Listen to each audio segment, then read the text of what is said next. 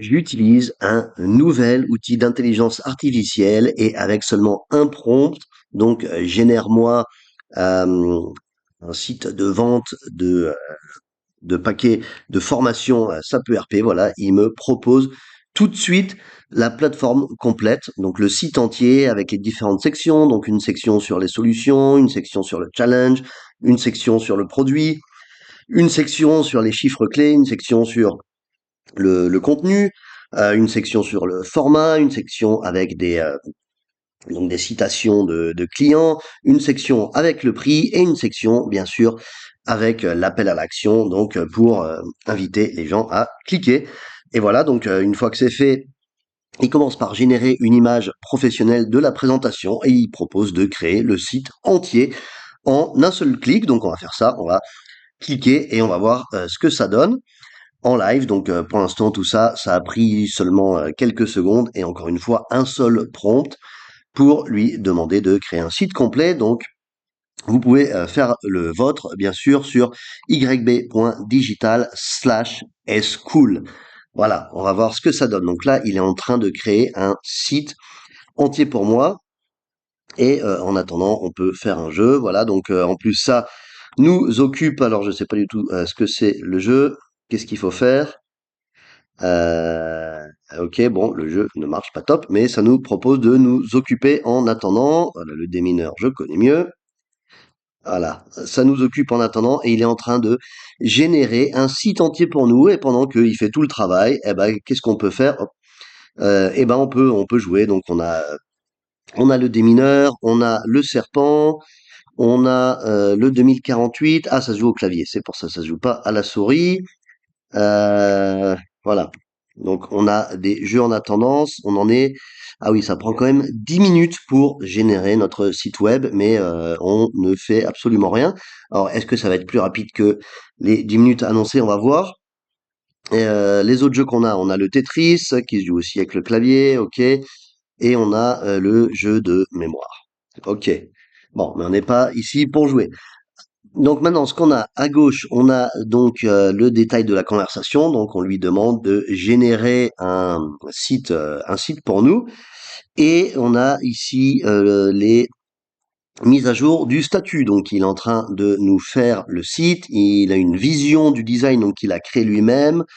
Voilà, il a choisi les couleurs. Alors les couleurs qu'il a choisies, du bleu marine, d'accord, pourquoi pas. Les fonctionnalités clés. Donc il a trouvé lui-même. Encore une fois, j'ai juste donné un prompt au départ et il nous crée un site entier là-dessus. Donc ici, on a un peu les détails techniques. Alors, si on n'est pas technique du tout, on n'est pas obligé de regarder. Et si on veut savoir les détails techniques, donc là, on voit en fait qu'il lit les composants, donc les composants qui seront utilisés dans le site. Donc les fichiers techniques qui seront utilisés dans le site, voilà les packs en fait qui vont composer les différentes sections du site qu'il est en train de créer. Et voilà, donc ça prend quelques minutes, mais ça avance tout doucement. Donc on peut voir l'avancée en temps réel et pendant ce temps, on peut tranquillement boire un café, jouer avec les jeux proposés sur le site ou faire autre chose. Donc ça fait tout à notre place et là, ça va nous créer une plateforme de vente, donc un site vitrine de vente, donc en l'occurrence de formation ERP. Mais voilà, on peut imaginer n'importe quoi. Donc quel que soit votre business, vous pouvez, avec un seul prompt, générer un site entier. Allez, c'est parti. Ça avance, ça avance. Voilà, maintenant, il revoit ce qu'on a demandé. Donc, encore une fois, bon, il faut comprendre un petit peu techniquement ce que ça veut dire, mais c'est très simple.